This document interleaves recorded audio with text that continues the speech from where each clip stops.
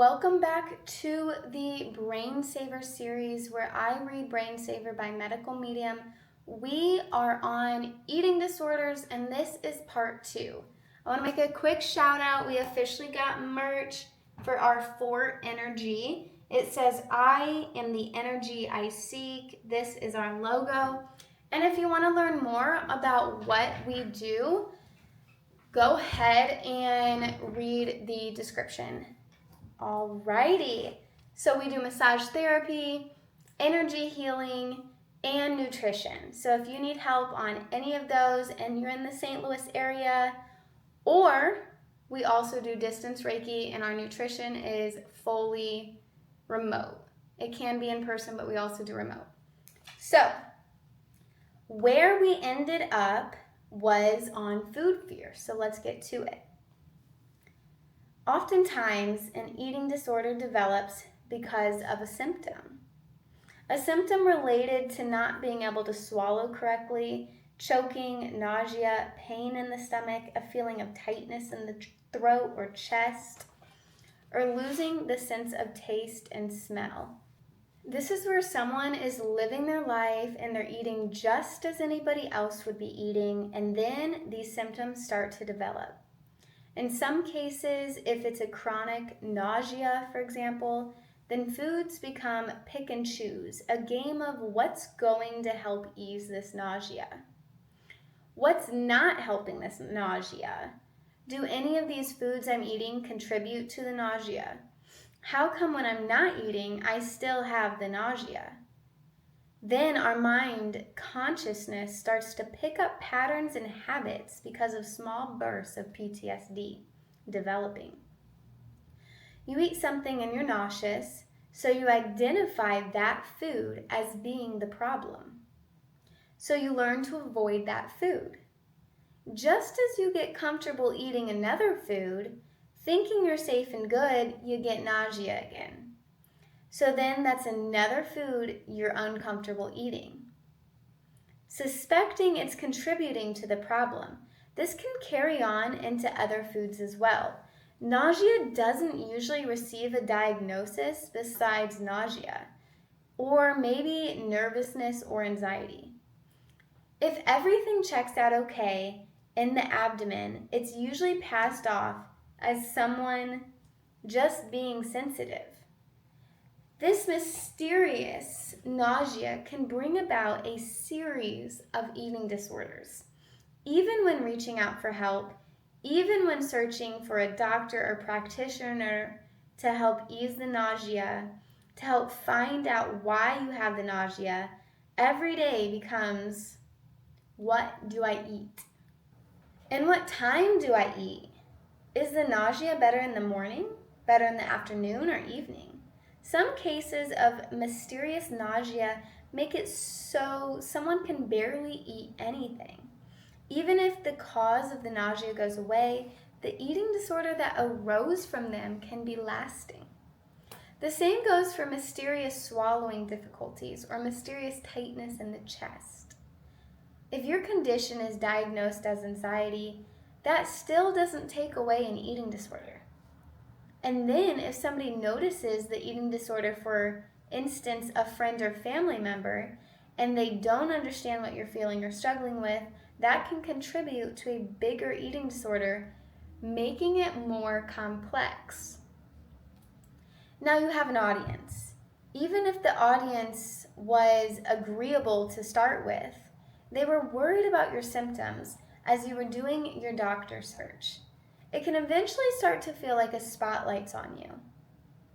What are you eating and how much are you eating? Then the PTSD can start and the feeling that you're never understood. Regardless of what your symptoms are, regardless of how many doctors you've seen, all eyes are on what you're eating and swallowing and how much you're eating. Your original symptoms that had you seeking out doctors and help are often long forgotten by the audience. The focus has all gone to you're not eating enough, you're getting too skinny, you're looking sickly, you need to put some meat on your bones. Are you going to get enough protein? Are you going to get enough protein? I hear that all the time. And you're not eating the right things. Then the fear of eating occurs or intensifies. Even if you're diagnosed with a named physical condition right off the bat, it's easy to develop an eating disorder, in part because there's still not a medical understanding of what causes the condition, so it's not getting healed. Somebody with a simple case of heartburn or acid reflux, for example, can develop an eating disorder because it's always on their mind. What foods are going to help? What foods aren't going to help? Oh, this is going to hurt when I eat this. Eating a food that seems to be working gives you a sense of security. Then if it isn't working anymore and the acid reflux or the nausea returns, it's like an old friend letting you down.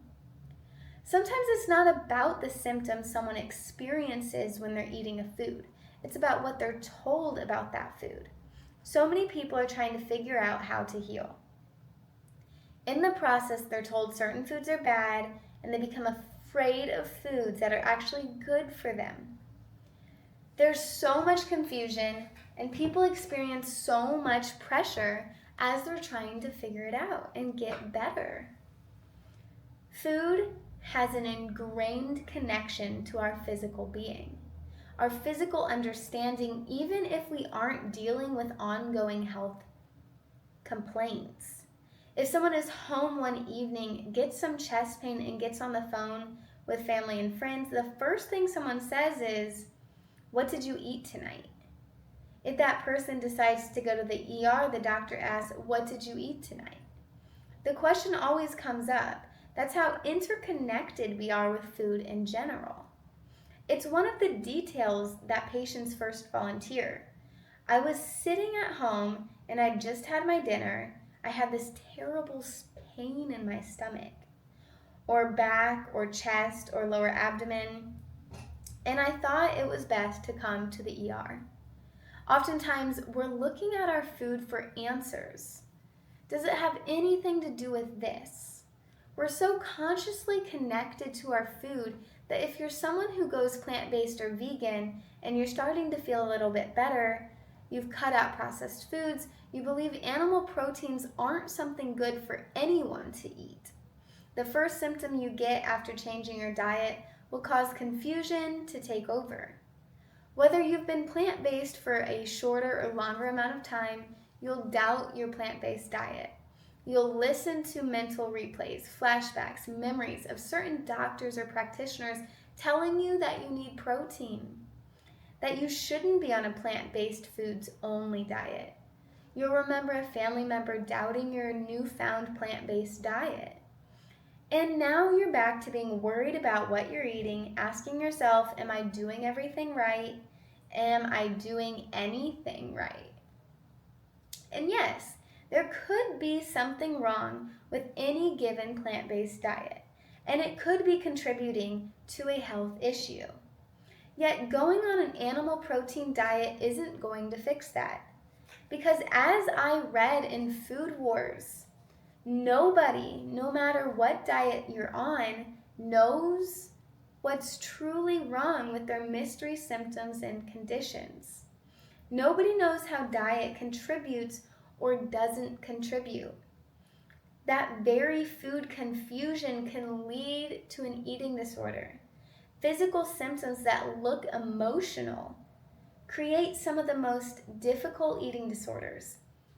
Mysterious nausea, tightness of the chest, tightness of the throat, difficulty swallowing, and stomach pain that doesn't have a definitive diagnosis will often be labeled as emotional symptoms, even though they're physical. And when we're dealing with physical symptoms misconstrued as emotional and these symptoms interfere with food, that's when it can be much more difficult on us. Breaking your jaw and then not being able to chew or have the normal foods you like for a month while your jaw is wired shut is different.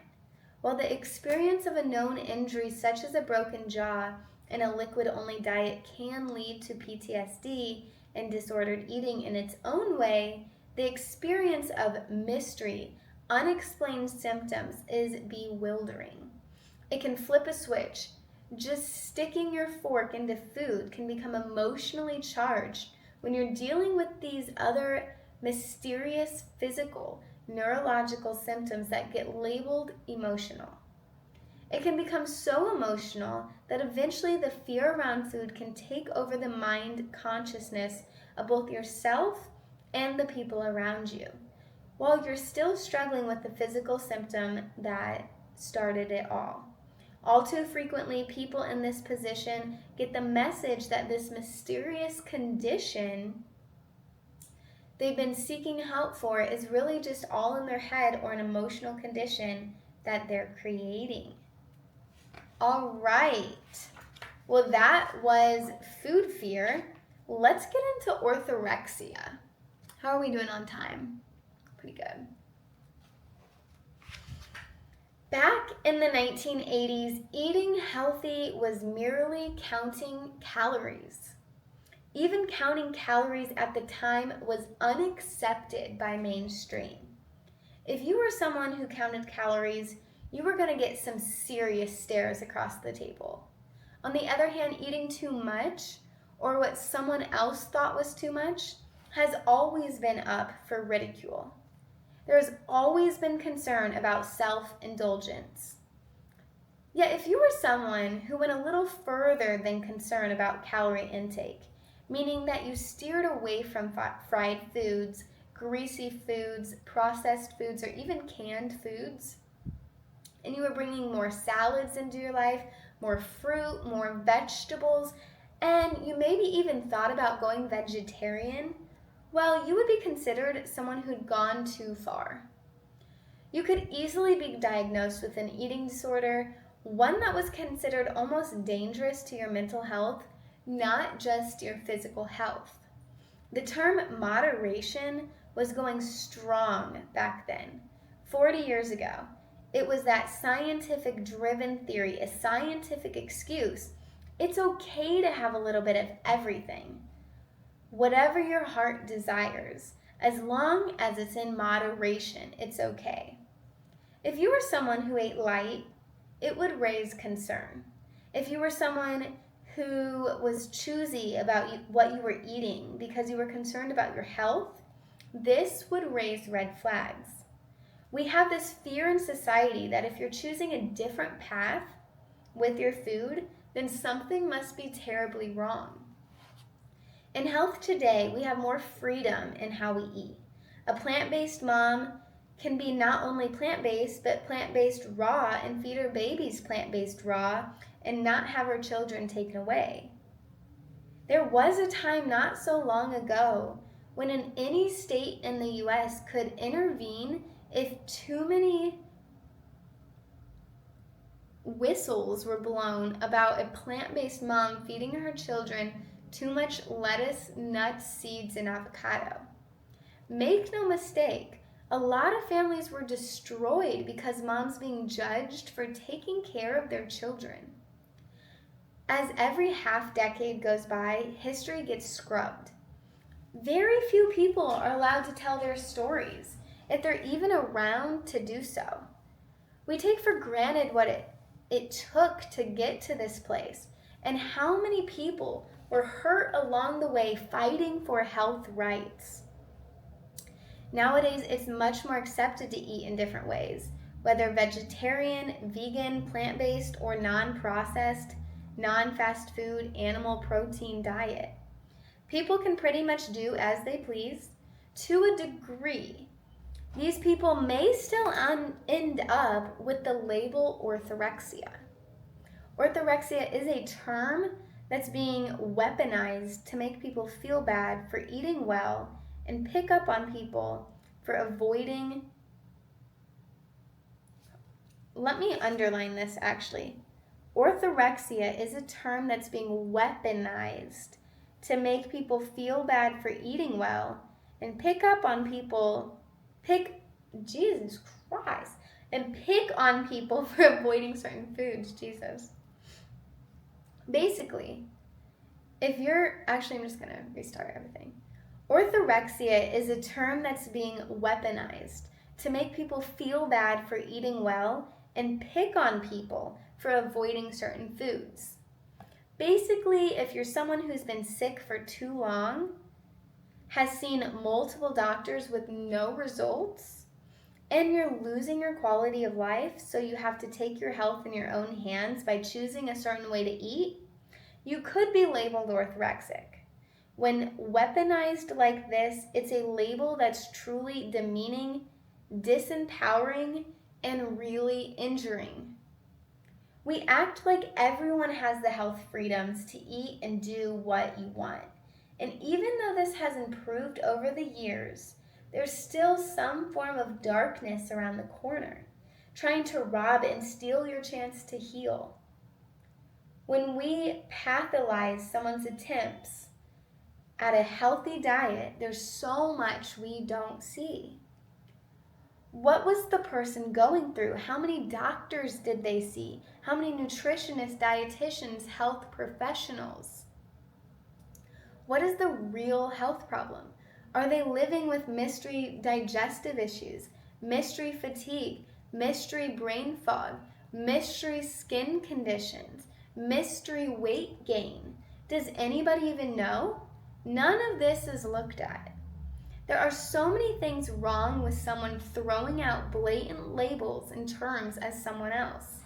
The individual labeling someone else doesn't even know what it took for that chronically ill person to get where they are, how much struggle was in their journey with food as they tried to find answers to heal.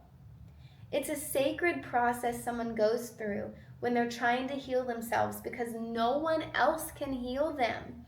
Let's just underline that little piece right there.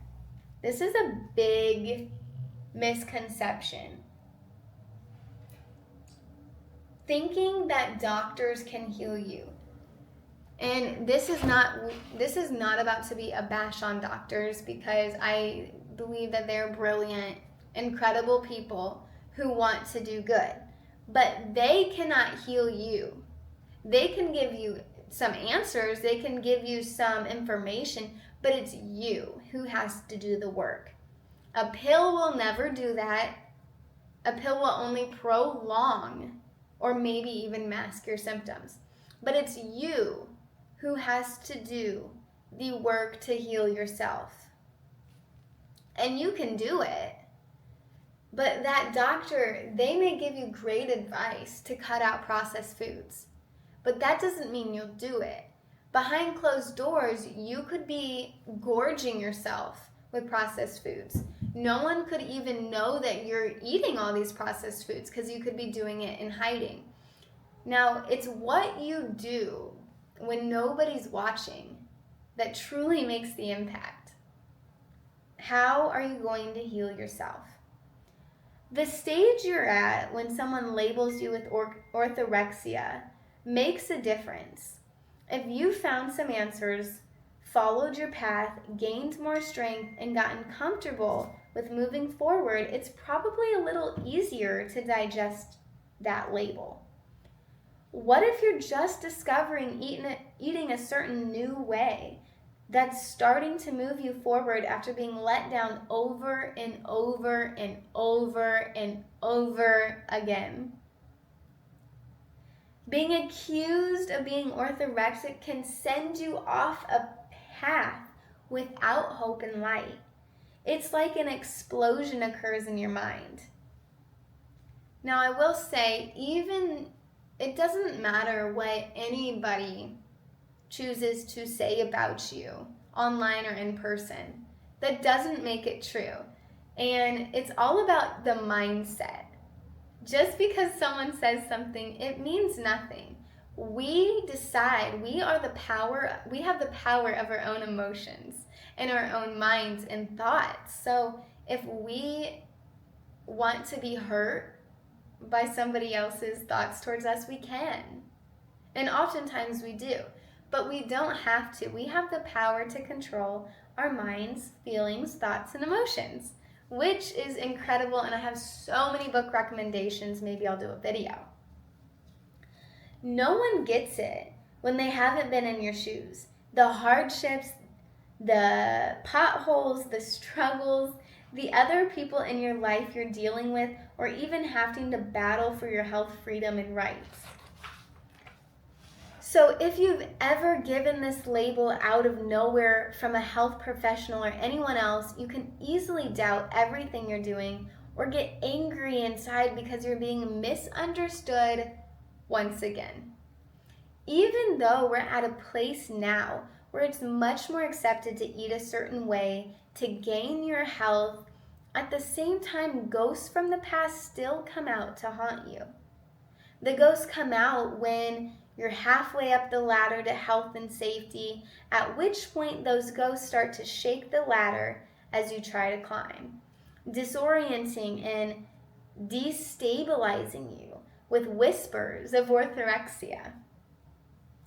When you're making your smoothies and you're concerned about what goes in your smoothies, and you're taking your herbs and you're choosing what fruits to eat that's helping you heal, and you're cautious about what you're eating in a restaurant, when traveling, or at a friend's house, never think for 1 minute you're doing something wrong as far as taking your health and healing choices about food too far. Health means everything. You should never be ashamed while pursuing it. Health means everything. You should never be ashamed while pursuing it. You could be called orthorexic no matter where you are with what you're eating. You could be vegetarian, eating bread, and be called orthorexic. Not just plant-based and eating fruit. You could be called orthorexic for eating any which way. There are so many types of eating disorders, most of them unrecognized by the industries.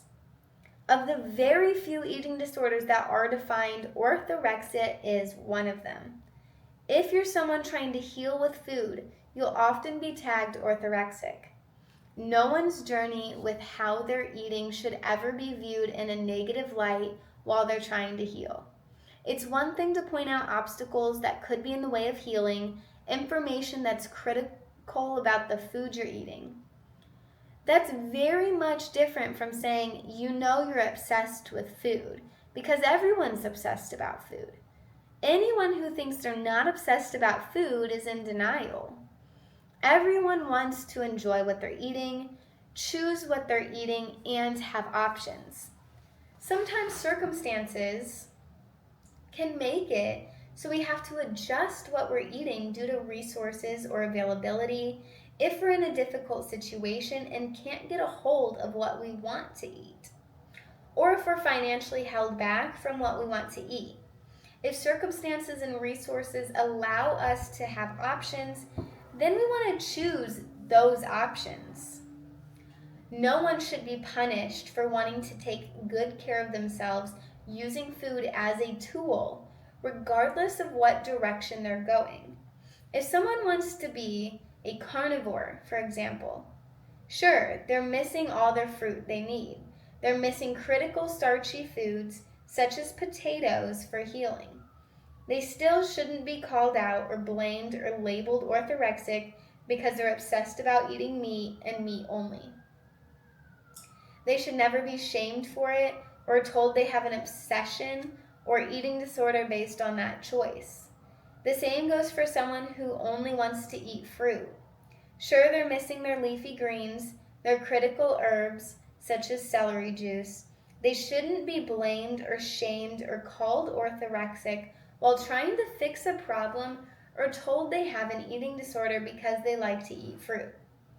Younger people especially who are trying to express that they have real symptoms, anxiety, weird feelings throughout their body, tiredness, keep on getting told you're physically fine, it's all mental. They start working on their food and they're getting better, and then they're told, no, you're obsessed with food. Once you're told you have an obsession with eating healthily, it throws you off your game. This detracts people from taking health into their own hands. It keeps them reliant on their medical system and pharmaceuticals. For some people, the term orthorexia has offered validation for the challenge of feeling they have to be perfect with food. It's true that no one should be blamed or shamed for not being perfect with food. There is no perfect. There's only what's right for you that allows you to eat in order to heal, in order to live, in order to survive, in order to thrive, in order to function, in order to succeed. If you heal yourself with food, and then you start to branch out with what you eat, and then you find yourself declining again, you aren't a failure with food. You can always go back to the way of eating that helped you be well.